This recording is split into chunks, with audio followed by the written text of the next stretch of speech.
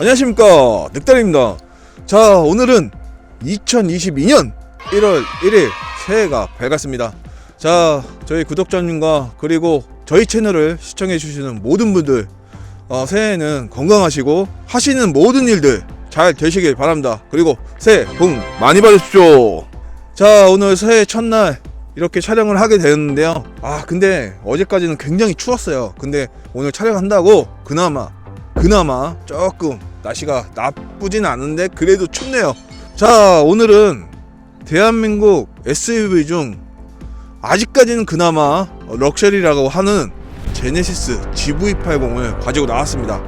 자, GV80 얼마나 좋은지 지금부터 출발하도록 하겠습니다.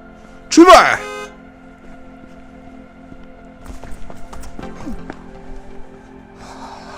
자, 앞에 보이시는 차량이 GV80 3.0 디젤입니다. 이렇게 앞에만 이렇게 쫙 보시면 어떠세요? 우람하지 않습니까? 그 중에서 그릴, 그릴 어마무시하게 큽니다. 너무 커요.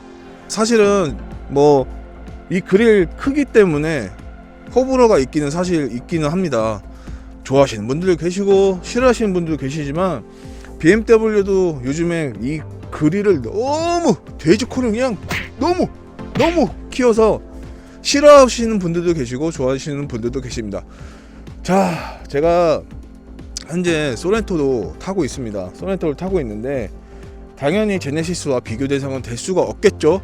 하지만 그 밑에 급이기 때문에 과연 정말 이 SUV 제네시스 GV80은 어떤 느낌인지 소렌토를 타고 있는 제가 느낄 수 있고 얼마나 더 좋은지 지금부터 시승을 통해서 알아보도록 하겠습니다. 자, 지금부터 출발!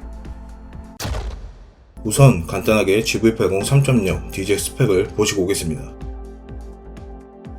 그럼 지금부터 GV80 편 시작하겠습니다. GV80은 대한민국 최초의 국산 럭셔리 SUV를 표방하며 출시를 하였습니다. 최초라는 수식어답게 국산 럭셔리 SUV면서 클래식하면서도 잘 만들어진 디자인을 볼 수 있습니다. 조금 오버하면 영국을 대표하는 벤틀리를 아주 조금 연상하게끔 합니다. 전면을 보시면 이제 제네시스를 대표하는 크레스트 그릴과 두 줄의 헤드램프를 좌우로 배치한 쿼드램프를 구성하고 있으며 독특한 헤드램프의 구성과 크게 자리한 라디에이터 그릴은 멀리서 보아도 한눈에 제네시스라는 것을 알게 할 뿐만 아니라 도로 위에서 크고 분명한 존재감을 드러내는 요소로도 제 몫을 해내는 것 같습니다. 클래식한 전면부와 달리 측면부는 세련되고 날렵한 모습을 보입니다. 일반적인 형태의 SUV와 코페형 SUV를 적절히 섞은 듯 매끄럽게 떨어지는 루프라인과 스포티한 윈도우 그래픽은 다분히 스포티한 분위기를 연출합니다. 뒤로 갈수록 낮게 깔리는 캐릭터 라인은 클래식한 고급차의 모습을 연상하게 합니다. 하지만 22인치의 멋진 휠에 비해 19인치 휠은 사실 아쉬웠습니다. 측면부를 보면 커 보이는 모습도 있지만 잘 달릴 것 같은 생각까지 들게 합니다.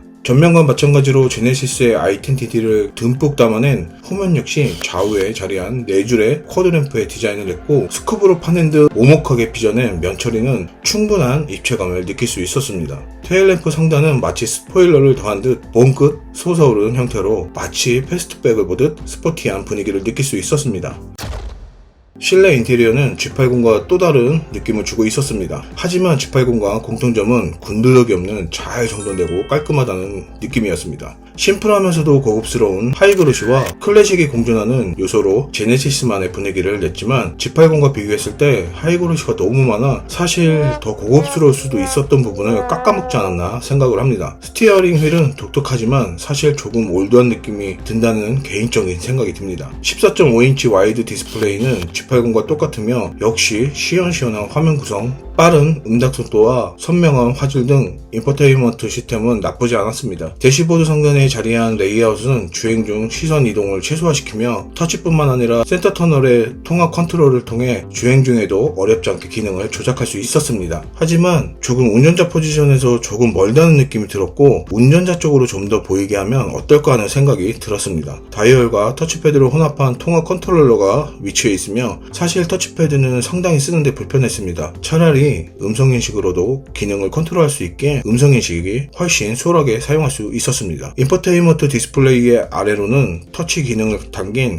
컬러 LCD와 2개의 다이얼로 구성한 공적 컨트롤러가 자리하고 있습니다. 터치 버튼은 사용하면서 좋았던 점이 터치했을 때 소리로 인지를 시키지만 터치 순간에 진동이 오면서 내가 조절하고 있구나 라는 느낌이 확실히 주어서 상당히 만족했습니다. 센터 터널에는 인포테인먼트를 위한 통화 컨트롤 다이얼과 다이얼 타입의 전자식 변속기가 위치하고 있습니다. 그리고 수납 공간은 앞쪽 공조 컨트롤 밑에 핸드폰 무선 충전과 변속기 옆에는 컵홀더가 위치해 있습니다. 실내 공간은 중대형의 세그먼트에 해당하는 모델답게 앞좌석과 뒷좌석에 모두 충분히 여유롭고 쾌적합니다. 앞좌석의 경우 헤드룸과 레그룸, 숄더룸 모두 충분한 수준의 여유를 보입니다. 뒷좌석도 확실히 넓고 편안함을 느낄 수 있었습니다. 하지만 제가 2015년식 올류 소렌토를 현재 타고 있는 입장에서 비교 대상은 아니겠지만 기대감을 안고 생각한 뒷좌석의 넓이는 그닥 엄청 넓다라는 생각은 사실 들지 않았습니다. 그리고 이 차량은 7인승으로 3열을 앉아보았는데 성인 기준으로 절대 앉을 수 없는 그런 이상한 공간이었습니다. 어린 아이들 정도 돼야 앉을 수 있는 공간이 아닐까 생각이 듭니다. 그리고 3열을 타기 위해 2열을 앞으로 밀고 할 때도 진짜 들어가기 힘들었습니다.